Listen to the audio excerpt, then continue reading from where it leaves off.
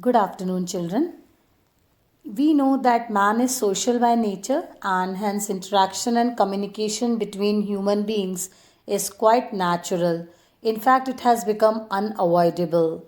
We may share views either orally or in writing, but today many events come together through word of mouth, and certain occasions still call for written invitations and replies. Written invitation students is a signal to guests that occasion is special, not just a routine gathering. And replying in kind is a great way to express your gratitude for your host's forethought and hospitality. So, keeping this thing in mind, we are going to do today invitations. That is a very important short compositions from the point of view of board examination this year. So, children, invitation is a short composition used for inviting people to functions, occasions, events, celebrations, and many other things. Invitations, children, are of two kinds, formal and informal. And with this, we are going to do reply as well because that is also an important question, an important part of question paper. Formal invitations are standard and for the standard events that call for formal dress, etc., where a specific time, address, everything is mentioned, typically spelled out. And most invitations are sent out as cards, but writing your invitation in the letter format, that is informal invitation, often adds a more personal touch and allows you to add more detail about the event. So we are going to do both formal and informal invitations in detail. Today we are going to do formal invitations, children. Now, whenever we are beginning to write an invitation, the most important question that rises in our mind is what information do I need to include? So, when you send an invitation, state the purpose, location, date, and time of the event, and include the host contact information, address, and phone number, email if you want to, in order for guest to RSVP. You should also indicate any information that guests need to be aware of in advance, such as suggested attire or items to bring, so like that also. Then finally you may wish to provide a reply card and envelope for guests to RSVP. If so, you do not need to include RSVP information on the invitation itself. On the reply card you may note a suggested RSVP date in order to ensure that you have an accurate head count before finalizing your preparation for the event. In the picture that you can see in the image, I have mentioned RSVP, that is respondent will vows plate, means please reply, that is put at the bottom, or as I said, in the form of separate card. So the important informations that are to be included for the formal invitations are usually they are to be written in the form of simple, elegant and in form of printed cards.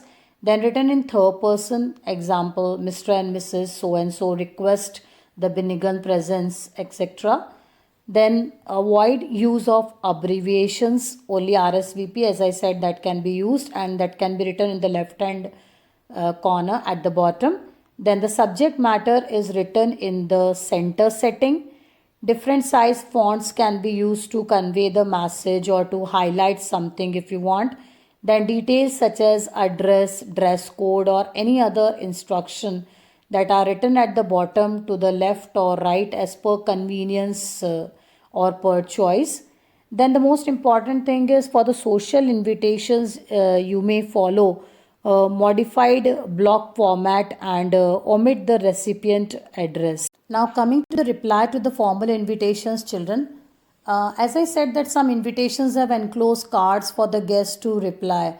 So if we have invitation of such kind that encloses a reply card, we should use it to RSVP rather than composing our own letter. If our invitation does not include a reply card, then we should write a brief note that follows the same style and tone as the invitation is. So, if possible, we should write a handwritten note and or if we want we can send a type letter also. Then for formal invitation cards, we can reply using a similar structure as invitation, and if the invitation is written in the third person, we can also reply in third person accordingly. Otherwise we can follow the standard guidelines for how to lay out a letter and according to the formality of the invitation. So for replies to social invitation, we may follow modified block format as I said, and we can omit the recipient address as well. In a formal reply, we should always use very short and very descriptive and specific content. It is a brief, as I said, and to the point. The quality of a good reply is that it must always be pleasant. Even while declining the invitation or expressing inability to attend, one must always remember to be polite and courteous. Formal replies demand a formal tone and a treatment, and therefore there is no room for unnecessary details or superfluous matter in them. So, an informal reply or a private letter may, however, express personal feelings or desires in an intimate style and informal tone also. So, in the main characteristics of the formal reply, remember, acknowledge the invitation, express thanks in third person, mention acceptance, regret, then specify the reason for the refusal. If you want to refuse, then be brief and specific, as I said, and be formal in tone and treatment, and do not exceed the most important, the word limit, because you have to write for the examination only in 50 words.